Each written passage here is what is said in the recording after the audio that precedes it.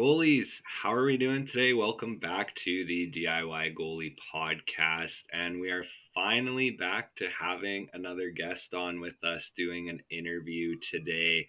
Just very quickly before we run into that, I do want to apologize that we're a little late on last episode getting published. We had some issues with our old podcasting platform that we kind of had to shift midweek and it created a few delays. So that is our bad, but we are back. We are ready to go and we are trying out our new platform.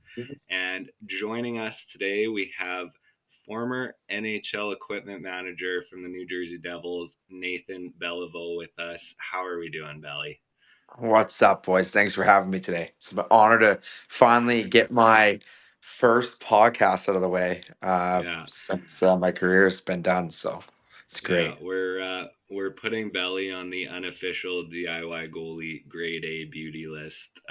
I know Belly from he was our equipment manager when I went overseas to Europe to play basically the equivalent of World Juniors with ball hockey. So that's how I know Belly. So he was gracious enough to take some time to come talk to us.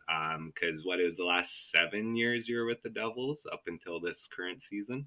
Correct. Finally done. Yeah, It's been a blessing. The journey's been long, but it's been great. Ready for some new challenges. So definitely, it's been a fun ride. Like I said, opened up a lot of doors as we'll get into today. But I'm definitely excited to finally be home a little bit more than I have ever yeah, been. So. yeah, for sure. Well, so why don't you take us through kind of your journey? A little brief overview, start to finish, as to how you got involved with the game and where you've been along the way. Yeah, so obviously I kind of had a passion for the equipment side of the business at a young age, and you know, uh, started volunteering with senior hockey leagues back home. Just doing the water bottles, nothing crazy. Um, Kind of fell into passion just being around the locker room and stuff like that. And we finally ended up getting a major junior team here from the Quebec Major Junior Hockey League. So I kind of waltzed down there and asked for a little position to help out, and they didn't really have anybody. They already had the positions filled, like as water boys and stuff. So I was a little bummed, but as I was leaving the rink, I realized the visiting team was just loading in for the game the next night. So I just went in and took it upon myself and asked the equip manager if I can. And rest in peace, Shaq used to be legendary St. John's Maple Leafs equipment manager. Passed away a few years ago, so rest in peace to him. And then also my mentor, which we'll get into here in a second, David DK Kelly. um, DK was the Sea Dogs equipment manager at the time, and he had no spot for me. So I asked the visiting team to help out, and they let me. So I went home that night and I said, "Dad, they told me to come back and help them out tomorrow, the next day, and for the game." So I went and did that, and the security kind of got to know who I was, and I just said, "Dad, you know what? I'm not going to give teams an option to kick me out of there. I'm just going to tell them I'm supposed to be there helping them out." So that's kind of like how we got into it, and halfway through the year, finally DK saw how much I was down helping out the visiting team, so he asked me to help out them, and that's kind of where the career kind of I realized that it could actually be a job too. Before it was just for fun being around the rink, and then realizing learning to skate sharpen and sew and all that type of stuff. So on and so forth. So by the time when I graduated, I was able to jump right into a job in the Quebec League for the Bathurst Titans, and then it's all about networking and who you know. If you're a good person, people want to have you around and maybe give you a chance in different roles. So I was able to jump on with Las Vegas Wranglers for one season. Um, Looking back at it, clearly wasn't ready at 20 years old living in Vegas. Lost a couple of years off my life there for sure. But at the same time, looking back at the way my path went, and I couldn't have been any more proud of going through there. Definitely learned a lot of lessons. Like I remember at the end of the year, like I I had some, I was young, so I had some bad habits. It's like anybody, you're trying to get better at what you do, and I had some flaws in the. And long story short, the general manager got let go. The president kind of took over, and he didn't really want to have me around, so they kind of like let me go, and I was devastated. But we always have these equip manager meetings that we go to, and I got to network there over the last few years before I got to the Vegas. So by the time when he's like, "Hey, we're not going to have you back," I was devastated. I started a little hockey shop in my hometown called Nate's Pro Shop just to kind of get that going a little bit, right?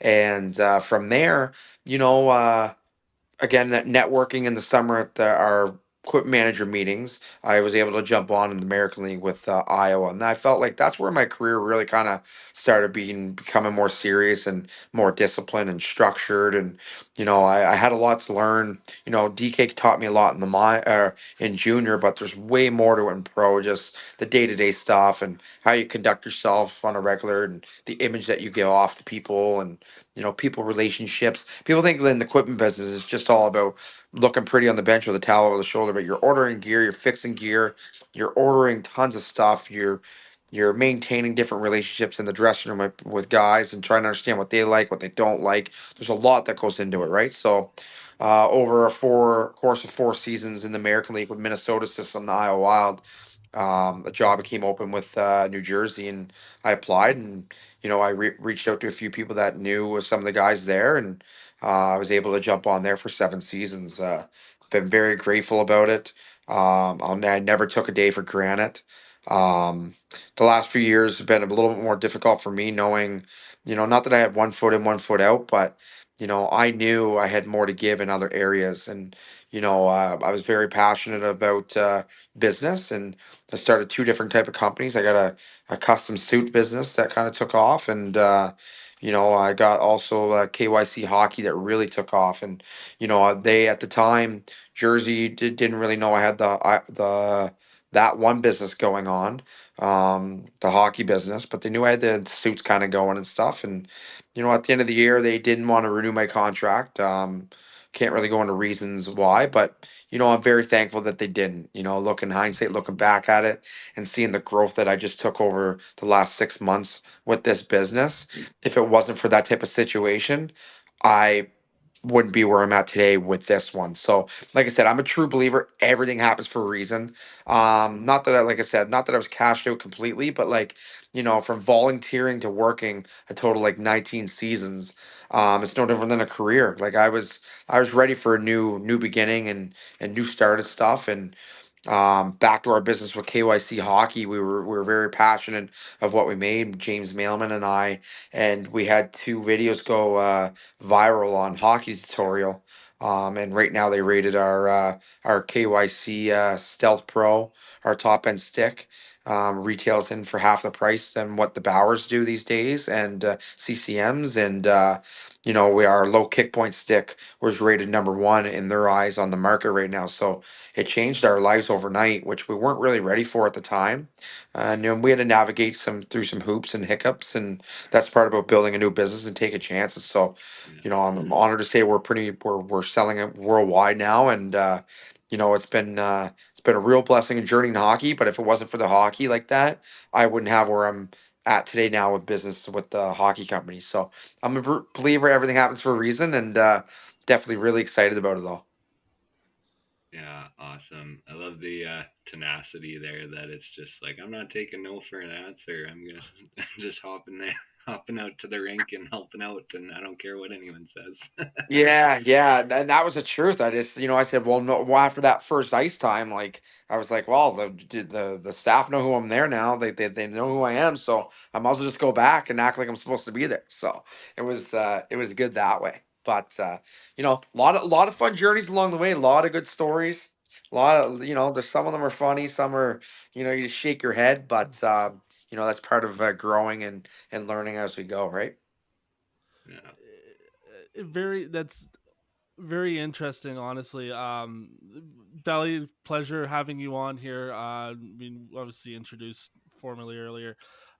You and I kind of share a little bit of a little bit of of the same job. I was kind of thrown into the equipment manager role because normally I served as the goalie coach on my junior B team, and they didn't really want me on the bench as a goalie coach, so I ended up getting thrown in the equipment manager side of things there as well. So I know I can't say I know how hard it gets because you probably did a lot more stuff than I did, but regardless of that, um, so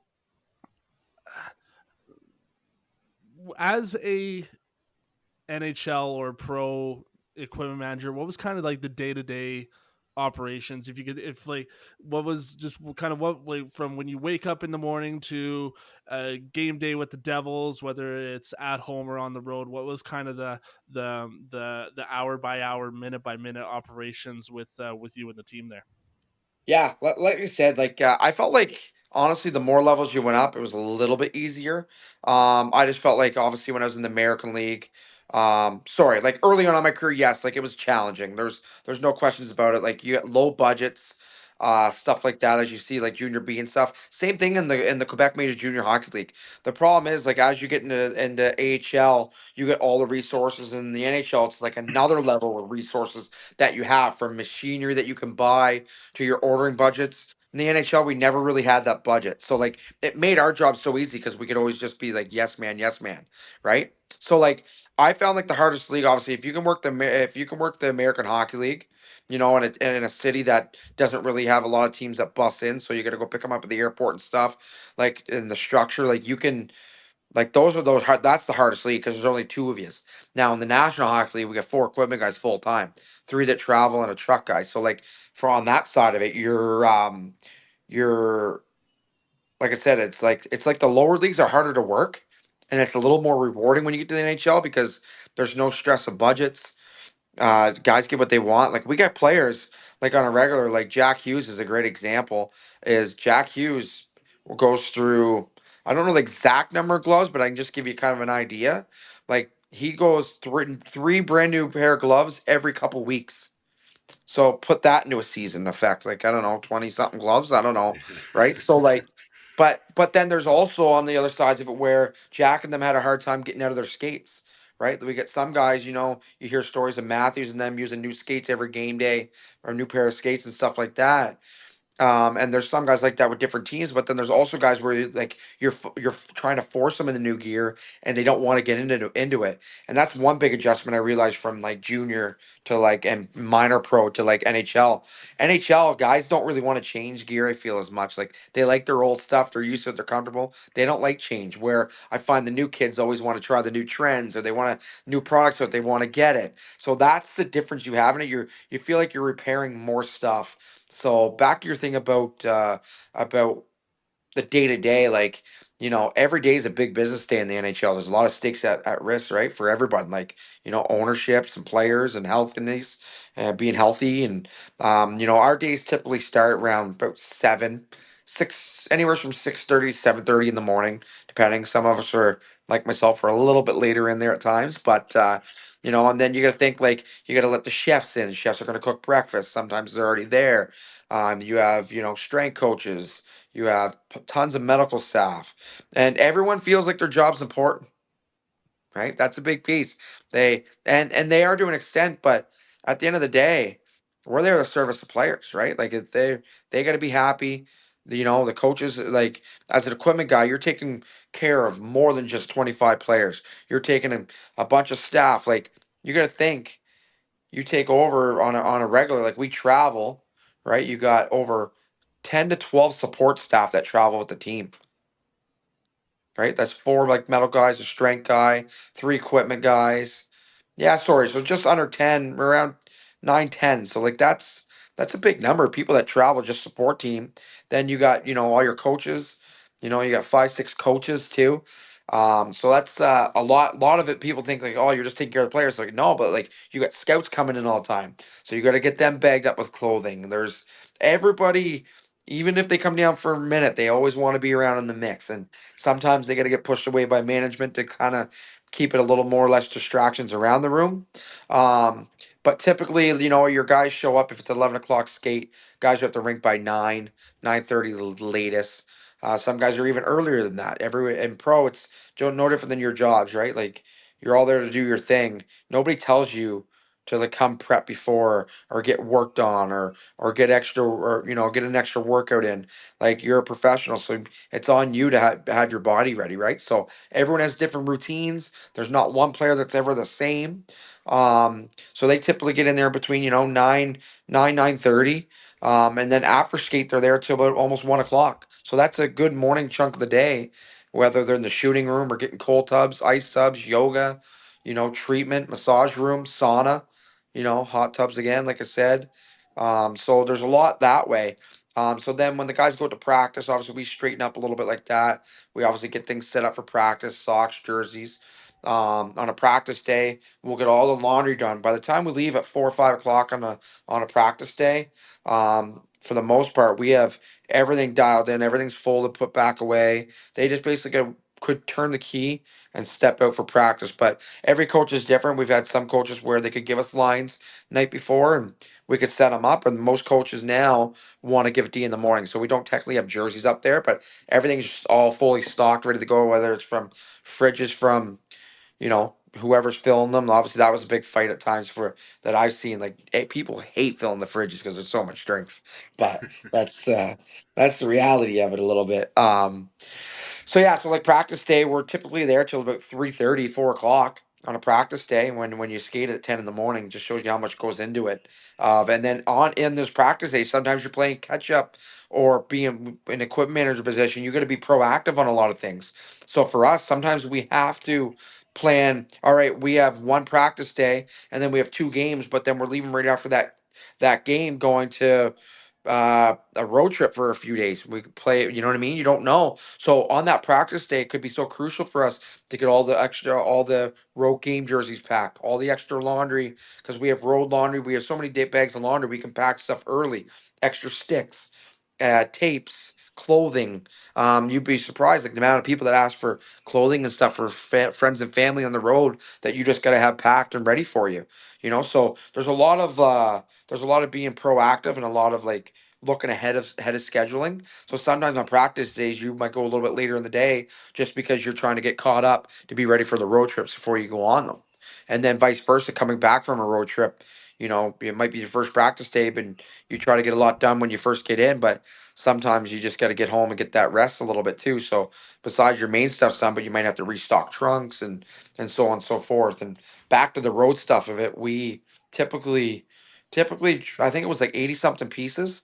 I'll try to find you the picture afterwards and I'll send it so maybe you can show the group that when you edit this part out that I'm talking to you about. But you can like put that and show them, as I say, 80 pieces. I got a whole lineup of all the stuff we ever packed for a road trip. It's freaking cool to see. So anyways, so yeah, so like practice days kind of like that, and game days it's obviously a bit different, right? We got to come back for games. So we're so in routine that we know every game day we could be done by 12:30ish, 1 o'clock max with everything done. Now, typically at home from the practice in the morning, right, guys, same type of schedule. We basically have a afternoon staff skate there in Jersey. We did so. A lot of us would wait for the towels to do that around 3 o'clock. They just sit in the dryer for us because we go play in a staff skate. So it'd be like Marty Brodeur would be out there, Patrick Elias. You'd have Travis Sajak out there. You'd have Andy Green, former captain too, all 1,000 games. Marty plays out, which is crazy. Marty Brodeur does. He doesn't play net. But it's kind of cool. You're playing with some of these guys, and it humbles you pretty quick. Being like, man, like they're out here with you playing, and then you try to do a move, and you realize you're not even on their caliber. So Uh, but yeah, so then in the afternoon, like I said, we have that downtime between 1 and 3 o'clock, 3:30, where we could play hockey and stuff like that. Then get showered up, and then our first guy typically walks in the door for a game at 7, around 3:30, 4 o'clock. And then they're prepping their sticks, getting ready. We already got the jerseys all out after morning skate, and we set up the benches. But by the time usually players come, we kind of hope to be twiddling our thumbs, being there in case they need something, just like NASCAR. Ideally, we like to have everything done even on practice days the night before all our repairs or skate sharpening or whatever we're doing because we want to be able to assist anybody whatever they need the next day. And you never know what's going to get thrown at you. And the golden rule was if you you always knew if you left stuff for the next day that you're going to have some type of day or morning where 5, 6 things are thrown at you and you're fighting right down to the wire to get guy out for practice for the repair or something. So you try not to hold stuff for the next day that much if you can. But so yeah, so back to the game, right? We have the game at 7. After the game, all the laundry. Usually we would be home by 11:30 midnight. But back to that whole scenario, like I said, how easy that was for us in the NHL. You go in the minors, you got less staff. So you got two in the American League. I remember when I got to the American League, I was like, man, this was huge. We got two of us, but you're taking care of the visiting teams. Guys are more needy, and you don't have the body power to like get out of there quicker. So like on practice days, we might be there till 5, 6 o'clock or a little bit later than that. Game days, instead of having the laundry done by 1, we might not get it done till 3:30. So like you're working that whole time. So like the NHL is way easier on that aspect. You got more eyes on things. You can pick each other's brains. You can you can push things amongst each other to get them done quicker. Where you just don't have that manpower. And then if you go to like the East Coast Hockey League or Major Junior, you usually just at yourself, and you have maybe like a game day helper or a buddy that will help you out, and you're giving them 30, 40 bucks to come help out for the night. So you also forgot to remember that you got to set up all the visiting teams. The visiting teams get a bunch of stuff too, right? So like there's a lot of stuff that goes into with that side that people don't see, where you're supplying towels and hydroculators and water bottles and filling fridges, and so like the more things that you get on your plate, and if it's just you, the more time that you're working. So again, back to it, I think like the NHL's very easy in that aspect. Guys are way more demanding, and like you got to sometimes you got to get stuff done quick. But there's also times as an equipment guy in the NHL where you're not even doing equipment manager stuff, like like you're moving guys out of apartments or moving them in, or they need you to go pick something up, or like I feel too, and I don't really want to be swearing on here, but runs downhill too. So like as equipment guy, everyone thinks you're at the bottom of it, where it's like sometimes you get the front office asking you to do stuff that's not even in your job description, but like can't tell them no, right? Like, okay, I guess I got to do it. But it's like, everyone sometimes too. I feel like also the more higher you go up in the ladder, the more politics, the more corporate it is too.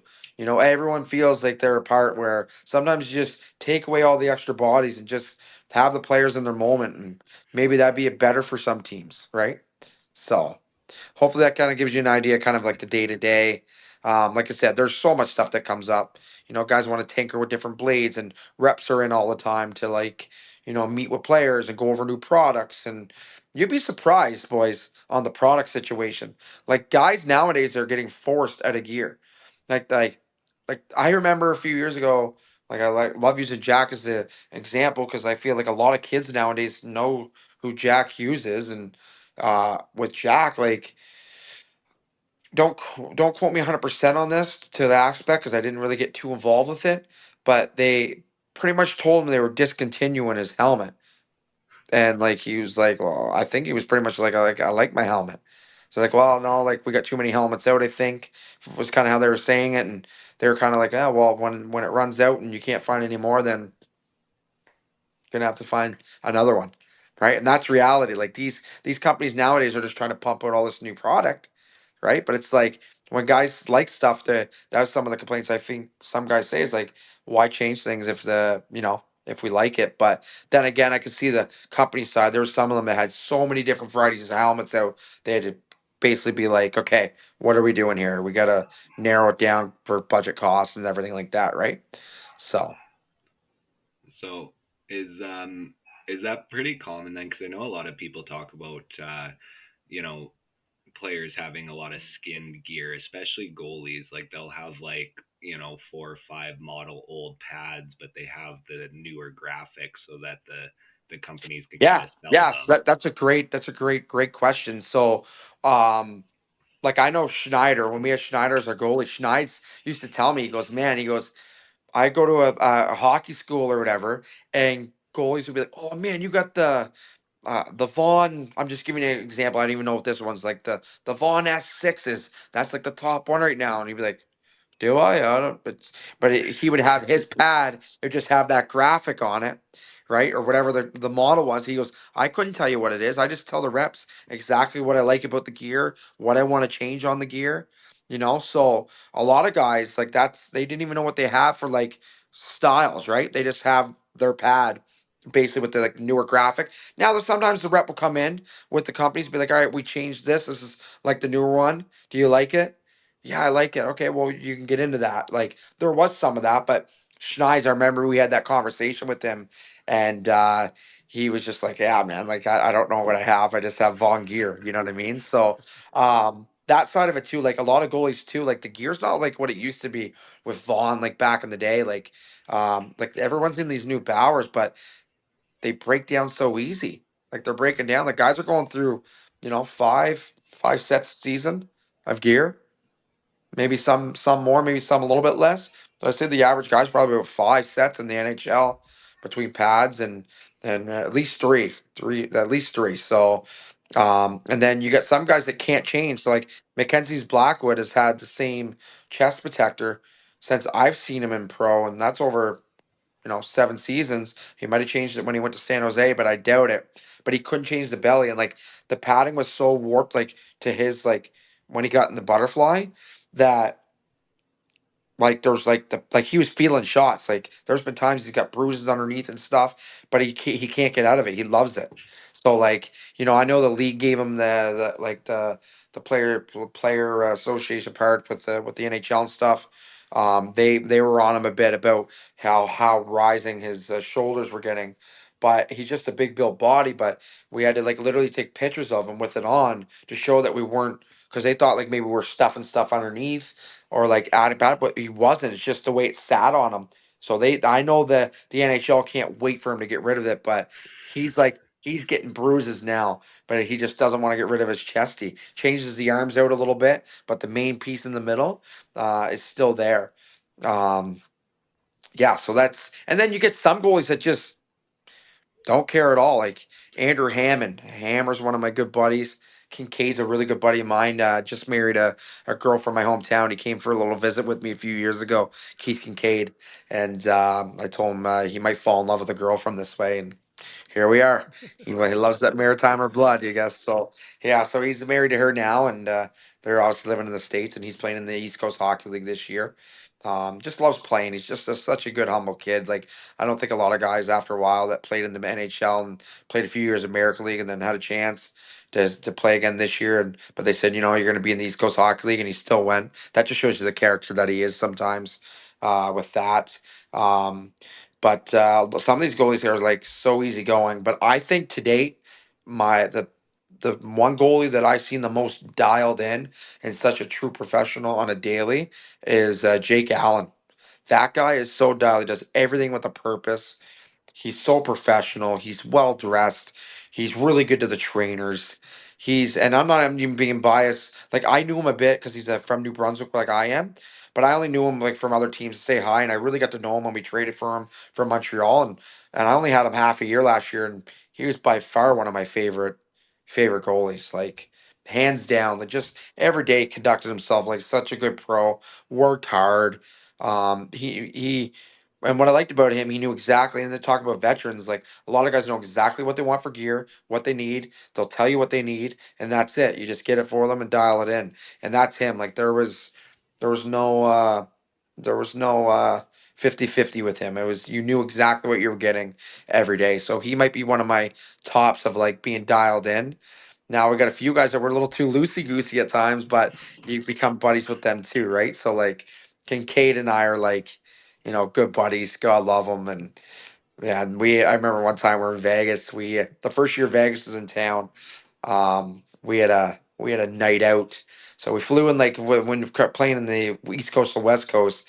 So you try to like get in a day or two before, and kind of get accumulated to obviously the time change and stuff like that. So we kind of had a little green light that we could have a team building night out, and the boys let loose. But we're playing Vegas the next like night or two later, and they were really good at the time.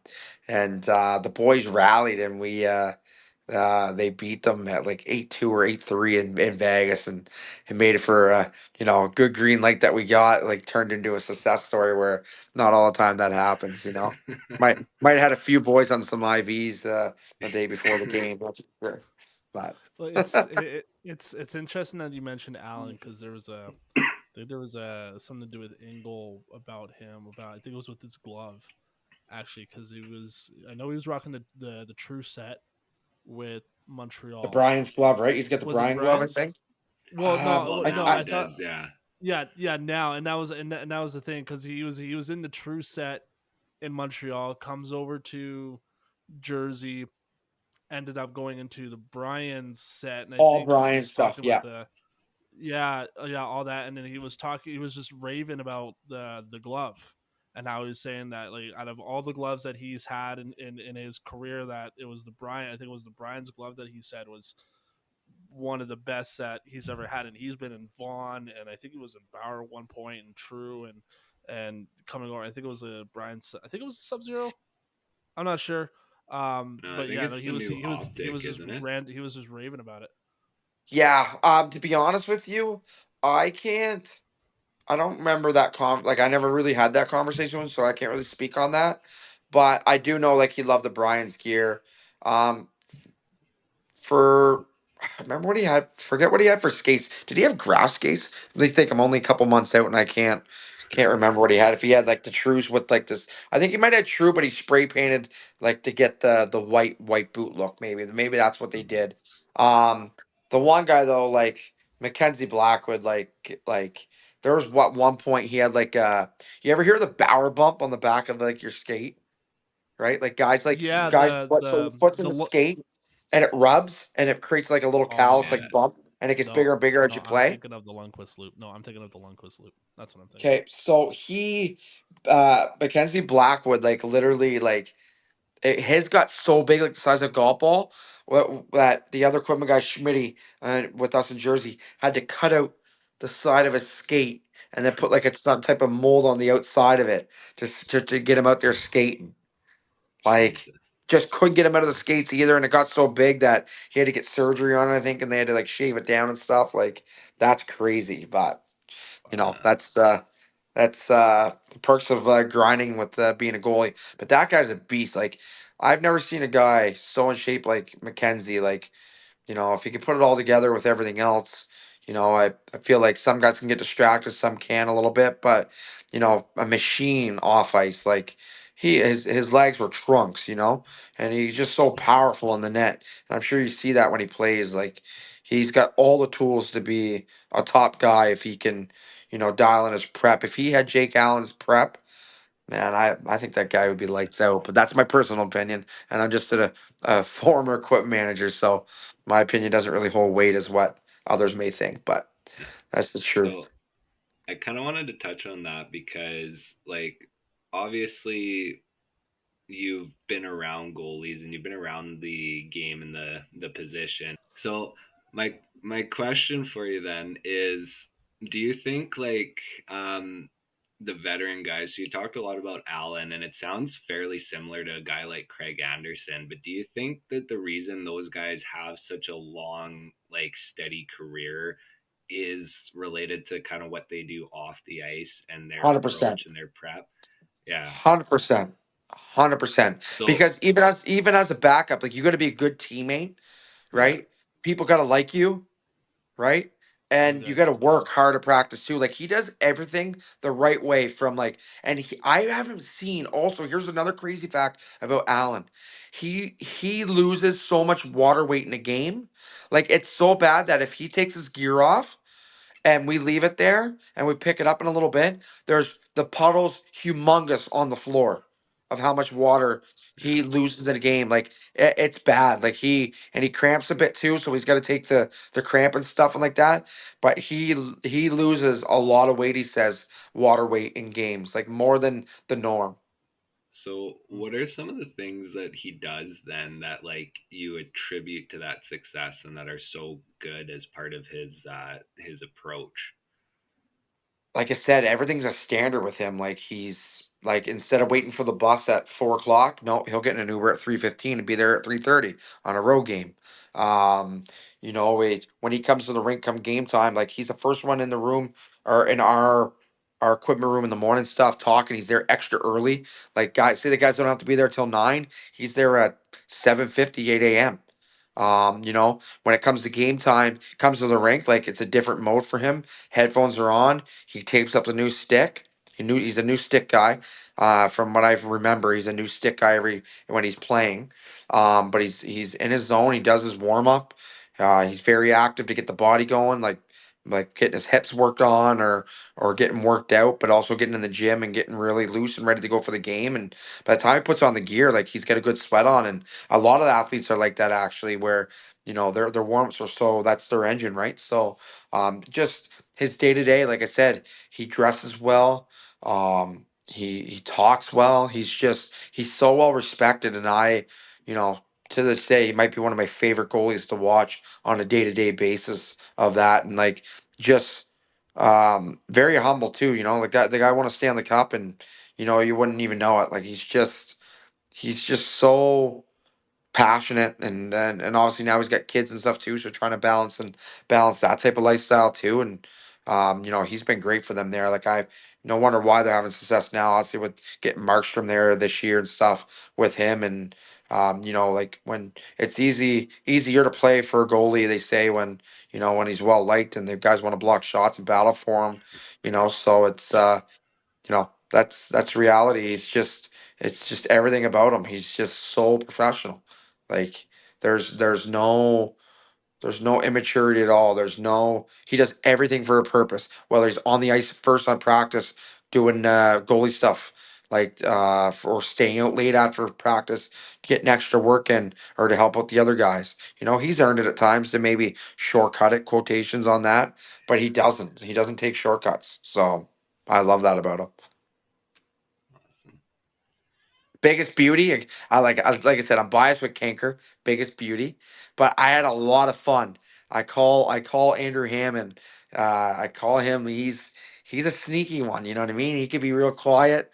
It's been a few times. I don't know if it happened. See, some stories become a blur, and I should have probably wrote a book about it or like wrote some notes over the years. But I don't know if it was him or Kanker. But I think there was one night we went out for like we flew into a city and we had a nice little steak dinner and maybe a couple too many cocktails at the dinner. And next, one thing led to another, and people were all out, so we joined in on the fun of going elsewhere with a good crew of people. And he's like, I'm not in tomorrow, and I don't know which one it was, so that way won't be able to point the fingers, which is kind of good on my part. But one of them, and anyways, ended up having to go in the game the next day, and I think it was like wish me luck, like, and he played well. Like didn't embarrass himself, but it was like unexpected too. So I kind of like that a little bit. You know what I mean? Like a little guilty play every now and then. Guys, the younger generation doesn't do it as much, but the older ones, like especially goalies, are like, I'm not in tonight, so we stay out a little later than what we probably should. But looking back at it now, it's funny, and I remember like we get back to the hotel, I get dropped off down the street, I go in the back door, I go through the hotel first, see if there's any management or anything. All right, text them, you're good to come in, so they come in afterwards. So there's a little stuff of that back in the day that was. I say back in the day, but this era that we did. But a lot of guys get away from that now. Like, these younger goalies, and nothing against them, like Dawes and Schmid, they're rookies, so they're just trying to build on their career. So they're not even trying to be seen out anywhere. Get a dinner. Everything was a purpose for them, and as it should be. So some of these older guys at the end of their career, they're just there's a reason why they fade off a little bit quicker than others because they take some choices that are probably not the best for their career. Fair enough. Fair Yeah. enough. Fair enough there. Yeah. I feel like you've kind of knocked out our three questions here, so I'm gonna go with this one. Um, Obviously, being an equipment manager, you see all different facets of the team, between the coaches to the players to the goalies. Um, who, in your opinion, in just kind of like a brief blanket statement, was more high maintenance? Was it Jack Hughes in the forwards? Was it um, named defensemen here and the guys on defense, or was it guys like Schneider and Allen and or just kind of the goalie group in there? So just who was the, I want to say it this way, like who was the best to kind of work with, and who was kind of like the most annoying to work with? I feel like the goalies is probably most annoying. I don't know if I'm gonna get in trouble for this one. Well, we had a goalie, probably the worst goalie that I ever had to deal with. Like, and there's a few teams he went on after us that he was like painful for teams. Like I'm talking like every day we had to like change. Can you put my button? Can you unsole my button here and put it here? Or like my straps, can you sew them up here? Or can we change this out? Or like every day there was something with him, like every day. And it's okay, like we get it, we're there to service him. But at one point we're like, where does this stop? Like every day. And other teams said it like we heard from one team, and I don't know the truth of it. So, but I don't know if I think it was Columbus. He went to after us. After they went after us, he went to Columbus, and I think there was like an L ranch, or he put like an some type of tool in his blocker to give it a weight, stuffed it on the inside to give it weight because it was turning outwards to get it to turn in, like stuff like that, like just bizarre stuff sometimes. So he was definitely the most high maintenance goalie I've ever had in my 19 seasons between volunteering and working hockey full time. Guaranteed. Like no, there's no comparison. And if he's watching this, I hope you're well. He's actually a very good person. He means well. But some goalies just got in their heads a little bit with that stuff, right? But man, oh man, every day there was some type of difference or something that he needed to like change. Like, and probably the most easygoing, like Jake Allen was very good, easygoing, knew exactly what he wanted, what he didn't need.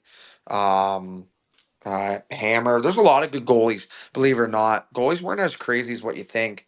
Um, we didn't really have too many high maintenance players. Like most guys are so good guys and they take care of you anyways that you didn't care if they were like high maintenance or it didn't bother you, right? So like be as high maintenance as you want, but definitely my the biggest beauty too, like PK Subban. I lived with him for 2 seasons, which that's finally coming out to the public, but no one really knew that. Pandemic hit. He was a good man that way.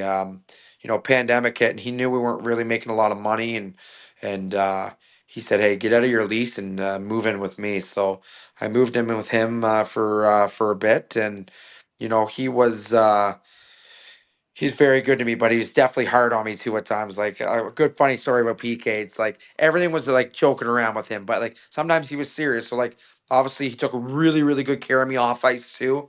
But I packed for him and stuff at times, and when I was packing for him, he basically he had this like little like massage ball. It's like a lacrosse ball. So I'd always pack it for him. Well, sometimes on the road trips, like every now and then, I might forget something. He'd be like, dude, you forgot this. That's on you. And then we laughed about it afterwards. He's like, dude, that's crazy that you forgot that, But it was fun and jokes. But there's times like, dude, you gotta dial it in. There's times I screwed up, But one time the boys they had practice or whatever. We left right after a game, so he packed his own bag. We get there and he's like, dude, you forgot my medicine ball. You forgot my massage ball. He's like, that can't happen. I'm like, PK, you packed your own bag yesterday. Still, dude, it's on you. And then he starts laughing, but he's serious too. He's like, it's still on you. So then I'd always have to triple check with his gear and stuff just to make sure that he had everything kind of packed up and ready to go. So Yeah. yeah, so Well, that's as much as he's hard on me, he took really good care of me. We get a lot of good stories that I cannot talk about at times. I keep that side of it very private with him. yeah. But we're the same cloth of person. We're very outgoing, same personalities. Yeah, so it's we had a lot of fun.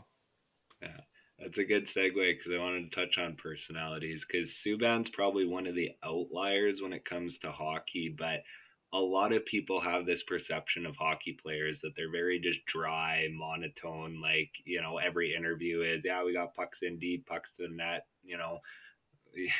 kind of the same Yeah. kind of structure to every interview answer out there. So just wanted to get your take being around the guys and kind of behind the scenes. Like, how much different is it, like their personalities as opposed to what people see in the media? No, you're right. I think, there's definitely different personalities, and some guys can give the boring interviews of being like, oh yeah, puck deep, stuff like that. Because some guys don't want to be in the media. Like you look at a guy like Jack Hughes, doesn't want anything to do with the media. He just rather just play hockey and not be bothered and not have to answer questions. Where, you get some guys that are very honest and answer the media well. Like Ben Lovejoy used to get into the media a lot. Wasn't the ideal like a big superstar playing in the National Hockey League, won cups, but he's more stay home D man, block shots. But they loved him in the media because he basically he could talk about things, and he, it wasn't like a yes no type of answer thing. He can kind of go on. And same thing with like a Brendan Smith. So to really say it doesn't really affect on the personalities, like none of it really does. Like I don't know, like these guys, like everyone's so different, right? And that get in front of a camera for a minute, they might be shy, they might not be, but overall, like most guys, like they have to back to personalities. By the time you're in the NHL, if you're a bad apple, you kind of get weeded out. So Yeah. like Jersey, like I can honestly say, not very often we had too many bad people around there. And if they are got snipped out quick, they were released or traded. But they do a good job at having good people for player wise there. That's for sure. Nice. And so with that, then being part of an organization like the Devils, what was a lot of just like the locker room kind of energy like? Playoff Yeah. games, regular season games, great games, bad games, just kind of what's like you see some parts of the stuff, like especially with like the new Amazon Prime Face Off docu series that I got to catch up watching on. And so how much of that like do you see in the locker room, and just kind of um just yeah, just kind of what's it like in The in highs and in Yeah. the lows locker of room there with the Yeah, season. no, for sure. yeah, Like I said, exactly. like the good thing is talking about playoffs. Like, Jersey at the time, when we played the Rangers there a few years ago, beat them in the first round. If people don't remember correctly, they went like we were down 2-0 in the series at I think it was at home. Like we lost the first two games. So people are devastated and stuff. And I remember Andre Palat, this guy just came off of winning two cups. And he doesn't speak, but when he speaks, everyone listens. He's that type of guy. So when he came in the room and he's like, boys, like everyone was like shot, like if we were done. And he said, hey boys, like relax, like the series is far from done. We're down two games. He's like, he was literally like, we're gonna have some really good highs and some really good lows. These are our lows. Now we're gonna get some highs. He's like, stick with it. We're all right. And they changed a few things, and we went into the Garden in Madison Square Garden, won two games, came back. Uh, what did we do? Came back for game. Yeah, we won two games to tie it up. We came back and won game Game five. five. Yes, and then we lost game six, and then we end up winning game seven at home.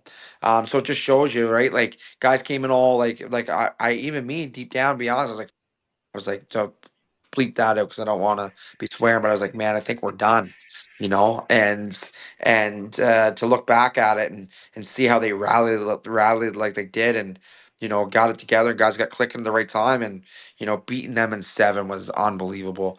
Especially because like it's right across the water. It's 20 minutes. The rivalry's huge. They think they're the king of the king, and they're far from it. Like that's another thing we'll touch on is how cheap some of these teams are. You'd be surprised at how cheap some of these NHL teams are with different things. So at the end of the day, like seeing that side of it, yes. And then there's some obviously some good moments, some bad moments. You see a bit of everything, but it's raw emotions, right? So, like you said, when you see McDavid screaming, like that happens every now and then. It doesn't happen every day, but like those are emotions. They're humans.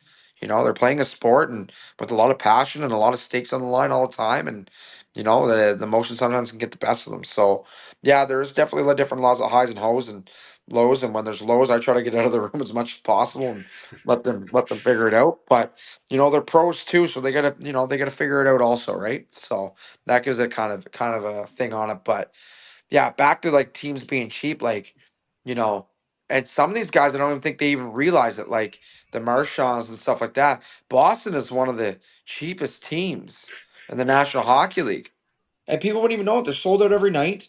Their original six, like some teams go above and beyond with swag for teams and shoes and stuff like that, and then there's some teams like Boston that they barely get anything for their players, any extras, or like the equip managers might have to really force like put a reasoning together why they got to order so many items for a player or something. Like Jersey, there was nothing like that.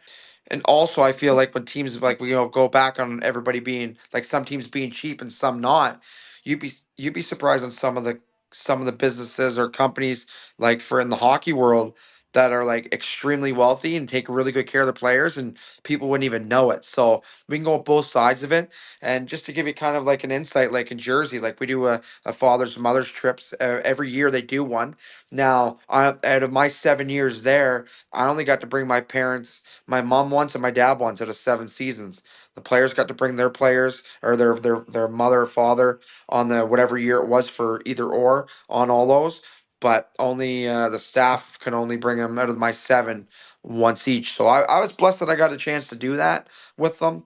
Would I like to maybe have them there more? More, of course I would. I love my parents. Like they're good people, and the more I could be around mom and dad, why wouldn't I? Right? So and I'm sure maybe there's teams that do it elsewhere where they don't do any trips at all, or they might just do players all the time, or there might be some teams that do everybody all the time. So every team has a different standard of how they evaluate and how they evaluate their staffs and what they think. Right? Like if it's just reality of different organizations do different things in that demean, right? So it's crazy to think sometimes too where I'm not going to speak on what teams, but I'll let people can kind of take it for what it is. People think, oh, you're in the NHL, you're making unbelievable money. Like no, like you're making 70K as a third equipment guy in the National Hockey League. Like that's okay money, but if you're living in a big city, like that's hard. Like that's not a big earnings, and people think the tips are outrageous like they were in the past, but they're not. And then you go ask these companies for, X amount of dollars, and they I don't know, right? I'm not necessarily saying New Jersey because I'm not, but there's some teams that are really cheap with what their salaries are, but then again they'll go overpay a guy $1 million to play on their team, but they won't give a guy an extra 20 grand just keep him very happy and keep him for loyalty for you. So on that side of it too, um, it's like I said, on my end, I was very passionate where I was in my career. I wouldn't have stayed there 7 seasons if I wasn't getting paid a decent amount and happy, clearly. But also I decided, with my move on to my new businesses, financially, it's been a stress-free situation. So I'm very blessed, very happy.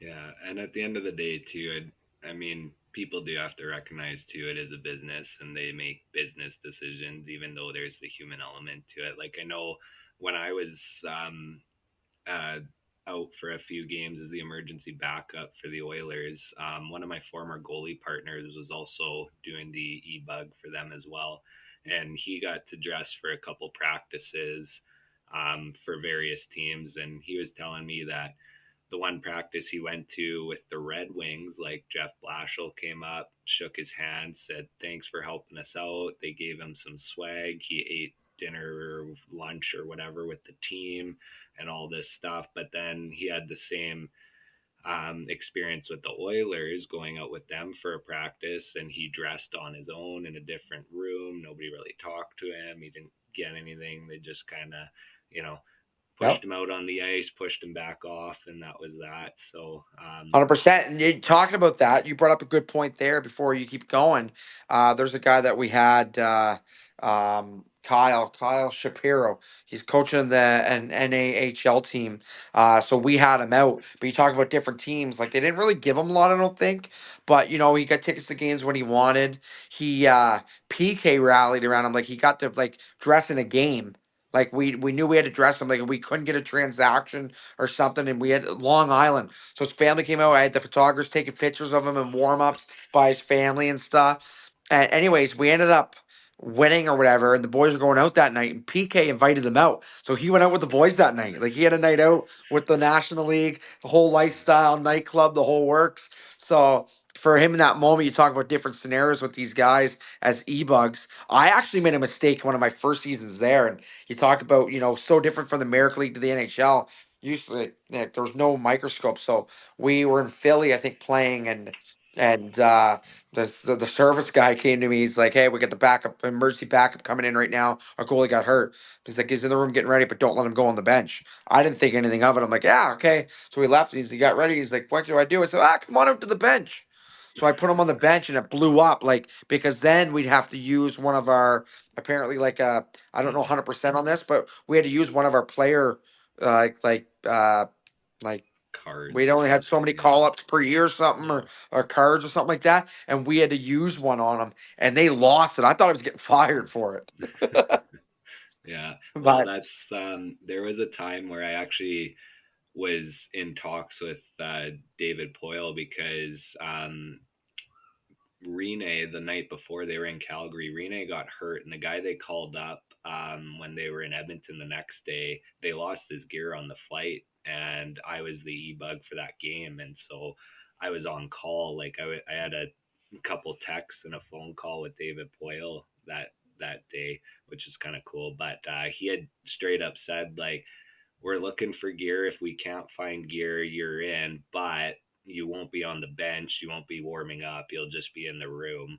And I was kind of a little devastated by that, but it makes sense, like you saying that now, kind of where he's coming from with that. But yeah, I was yeah. just kind of like, oh, ultimately they did find gear for their guy, so I just was in the stands for the game anyways. But Yeah, yeah. And I think like a lot of times too, like we'll like especially on the road and stuff, you try to get the guy the jersey to him, if you can and make get him swag and stuff like that. Like that's one thing that we try to do in Jersey a lot, and that kind of got railed out as we got going too. But we definitely try to like take care of people around so people like would remember us and stuff like that. And I feel like that was one of my strengths of like what I was decent at, I guess, is just the relationships that I made and that kind of like made the success of my career that way a bit too, of where it is now with my businesses. So yeah, so before we let you go here, I do have one more question, just in relation to an equipment manager, and then we'll kind of touch on the business that you're doing right now and all that. But I just I guess want your take or your opinion, what your favorite part about your career as an equipment manager has been. oh, I got a few. It's obviously the relationships that I've met along the way, but I got a chance in 2022. My head boss, Frosty at the time, he got the job for the All Star game, so he got to bring his Mm, staff with him. So he brought oh, us all nice. out and just being there with those guys and meeting McDavid and Matthews. And to be honest with you guys, like Matthews gets a lot of heat from people around in Canada. I know how Canada is with their sports. That guy's so humble and just like he sat there and talked to us like we were barely knew us. You know what I mean? And just you would know he's the superstar that he is. He was very impressive for me, and I say that humbly. Like he was literally would sit there talk right away. Anytime we go, if we played there, if I went down and said hello, like have a conversation with you, I sent him a message on Instagram. Thanking him like, for the week. Got back to me, followed me back on Insta. Like just a good person. Another one that really surprised me that I really really loved is Wilson in Washington. We had him for 2 days, just kind of around, and he's hated in the league by by fans because how he plays. But we'd all love him on our team. But I'll tell you one thing: so professional. He will definitely be the next captain there. Every time Washington would play in Jersey, he'd skate over when there's no Bucky on, come say hello to us and the staff of the bench. Like he does, the guys don't need to do that. And then obviously Crosby, being from the Maritimes, I never really got to know him. My boy Colby Armstrong and him are close, so he kind of talked about me a little bit to him. So whenever we'd play in Pitt, I kind of go out and watch the morning skate for a quick minute, and Sid would always make it a point to acknowledge me there at the bench and stuff, which I thought that was kind of cool. And then some of my other favorites, the Kachuk brothers are one of a kind. Like oh, they're awesome. Those guys are awesome people. Like just good humans, mean well. They're all about team first. Like they're winners, man. That family. I'm not surprised that Matthew won, and I guarantee you Brady will win a cup too. He's a winner, man. You win with that style of hockey and just how he is as a person. probably one of my tops too. And what goes with this in line is some of these guys that you think are like the bad guys on teams are actually the good guys, you know? Yeah. So, yeah. Yeah. Awesome. Awesome. Yeah. So okay, so let's dive in here just to kind of wrap things up. Let's talk about KYC hockey. What are you guys up to there? What's KYC all about? Just kind of briefly, how did that all come together? And we'll get you out of here. Yeah, so KYC Hockey's Atlantic Canada brand, baby. Can't beat it. We got our factory all done up, ready to go. Our top stick on the hockey tutorial was rated number one, as I speak about earlier. So it kind of went worldwide. So we customized. We got pro stock sticks, and our price range is awesome. We got sticks at $170, and our top end sticks at 250. So very affordable. It's been really really good. For for people that maybe don't want to spend the top end dollar, but now you're getting a top end stick. So we're kind of fluctuating with the market a little bit. As I could see, I could feel the heat from some companies a bit on that end, which I kind of like, because it sets it to reality that the sticks don't need to be that priced. So yeah, we strictly have that. We have clothing. If any team ever wants to get clothing done, we do customized clothing, and teams can just order it right from our site and go right ship directly to each guy's house, stuff like that. So you don't have to do any handling or collecting money. I'm gonna give you guys a promo code that you guys can put up on the screen here for them. To give any viewer or listener, we'll give them 15% off on their next purchase at KYC Hockey. And the good thing is that with our online too, we also have a section where you can make a fully customized stick. And I think don't quote me, but I think we're one of the first to bring a fully customized stick to the market for retail people. Like I know Bauer and them got the customized stick, but I think it's just more or less the flexes and the curves and the name on the stick and the color. We can do sandpaper blades, max heights on blades, candy cane grips, tactic grips. We can do everything custom. So that's another thing. But yeah, And I hear that's you got basically it about goalie KYC. sticks now. Yeah, we just got like today. We just got our first 14 of them Oh, in, testing out the nice. market. So we're growing there, goalie fans. Get your hands on one of the first 14. If not, we can send us a little email and about goalie sticks, and we can do a little pre-order and customization too. We went through a few trials with our goalie sticks, and we're really happy with our where our goalie stick is now. Yeah, so we'll put all that in the show notes. You guys can get there at the DIYgoalie.com/pod034, pod034. And yeah, we'll get you guys some promo codes. You can check out what Belly and his team's doing over there. Just to sign us off, Belly, do you have one kind of piece of advice to all our listeners, and also where can they find you on socials and on your website? Yeah, so obviously we're KYC Hockey. That's very straightforward. Get me on Instagram, Nater1919, Nate. Yeah, Nater1919. One piece of advice I can say is oh, there's so much things I can say. I don't know. What It's a haven't good you one. said? Yeah, Yeah, like I said a lot today. I'd say the one thing advice I could say is, you control your own worth ethic. Like that's free, right? You control that, and being nice to people is free. Doesn't cost anything. So like if you really care about your career and you want to take it to the next step, do things when people aren't watching. Do it for yourself. Don't do it because dad told you to go to the goalie camp or told you to go work out or having good habits of sleeping early. Like go be a pro yourself without people telling you to go do things. Be proactive. awesome. Love it, love Well, it. Well, thanks a bunch, yeah. Belly. We very much appreciate the time that you took to talk to us today. Connor, do you want to sign us off?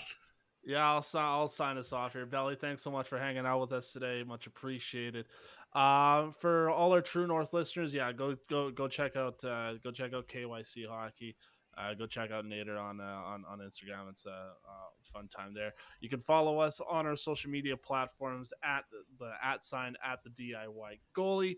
If you guys want to follow us on our in-person goalie school here in the Edmonton area, it's at YEG Goalie Coach on Instagram, True North Goaltending on the other social media platforms. If you are listening over on YouTube, thanks for watching. First off, and make sure that you give us a like and subscribe. If you're listening over on the podcasting platforms, iHeart, Spotify, Apple. Thanks for listening. First off, make sure you share with your friends, family. It's small little button that says share, and then you can pick your platform that you want to share it on. Goalies, we'll see you guys next time. Make some saves. Take care.